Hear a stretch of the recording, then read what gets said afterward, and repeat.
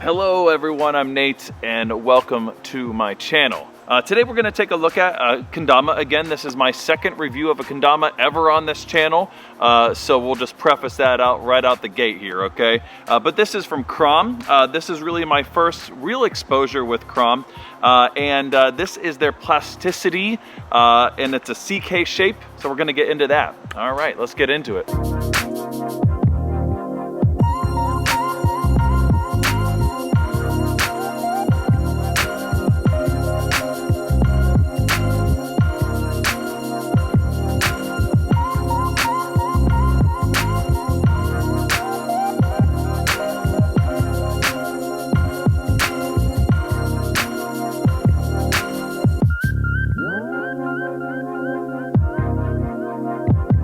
All right, so as I said, this is really my first full experience with a modern KROM.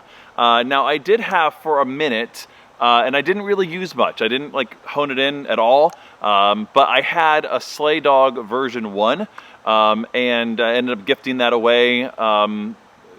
Through in the yo-yo community, we have like a Secret Santa thing, and I just was like, hey, I haven't been playing this. I'll throw it in there and maybe someone else will enjoy it because they'll actually play it. But anyways, I like that shape, but it is a more old school shape, if that's the term that kendama players would use. I don't know, but this is really my first look at one of their more modern shapes. Now, KROM has a ridiculous amount of shapes out there, maybe more than any other company. They are one of the largest as well. Between them and Sweets probably have like the most designs as far as Kens are concerned. And this is one of the newest, the CK. So yeah, they have like the, just off the top of my head, I'm sure I'm missing some. We got the AK, we have the Sleigh Dog 2, we have the 1%, we have the Too Good. What else? Yeah, that's just to name a few. I'm sure there's a few others as well. All right, so the construction of this is full maple, and the plasticity sort of model, that's where it has like this kind of like, I don't know, kind of a camo sort of look to it. They come in a couple different colorways, or varieties. I don't know if colorways, is that a thing that the term that they use in kendama? I don't know. That's a term we use in yo-yos. So, but anyways, as far as the tama is concerned, now this is like the naked one, so it actually will show the grain through there on the clear portions of it, which is kind of cool, right? In addition, it comes also with this, what are they calling it? Oh, they have a term for it, but they call it. But basically, it's for tracking at the top here. So that's an additional thing as well. I haven't even like really honed in the bevel much at all there, as you can tell, you know.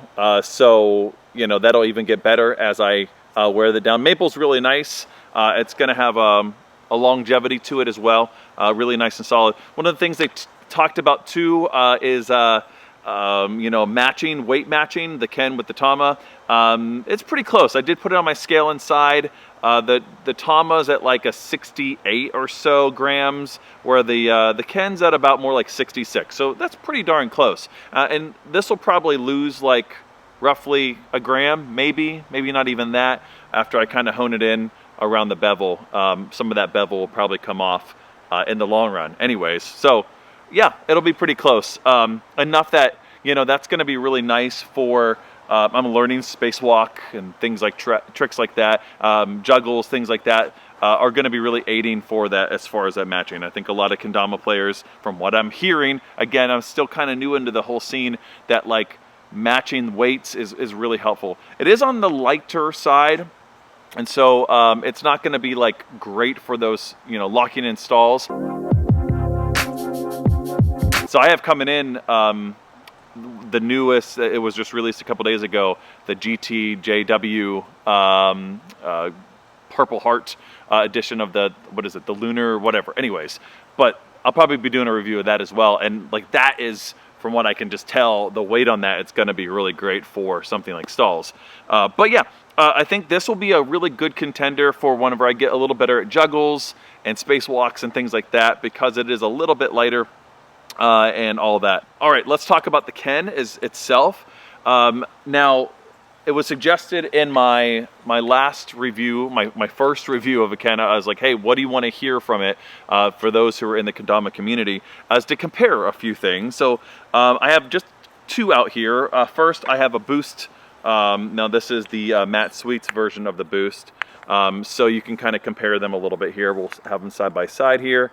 Now, the first thing you'll notice is that the CK shape here, man, it's on a diet. It's skinny, especially up towards the top of the sword there. The big cup here is about the same, but you can see everything's a bit sharper.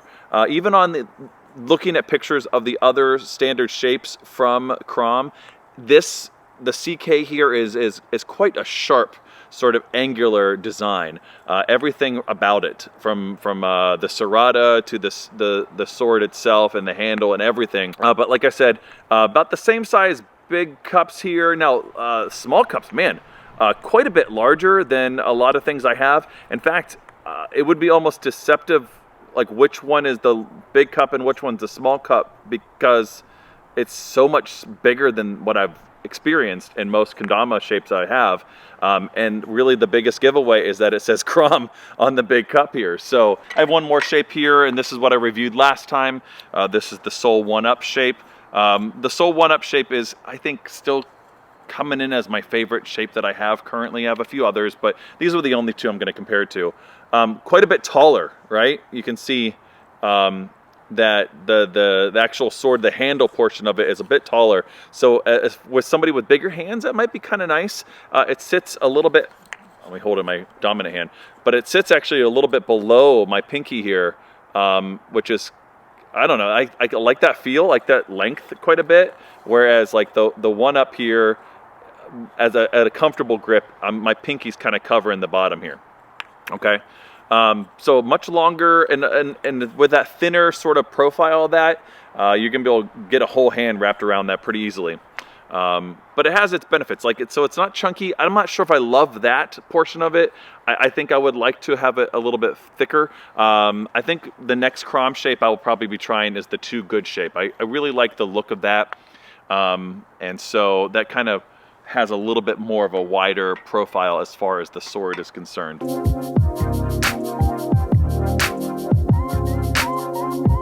This shape in general, I think, is really kind of, as they say, honed in already. It's gonna hold up really well because it's maple as well. I've played it probably a couple hours, and like I can hardly tell, that spike is like almost in perfect condition still. You know what I mean?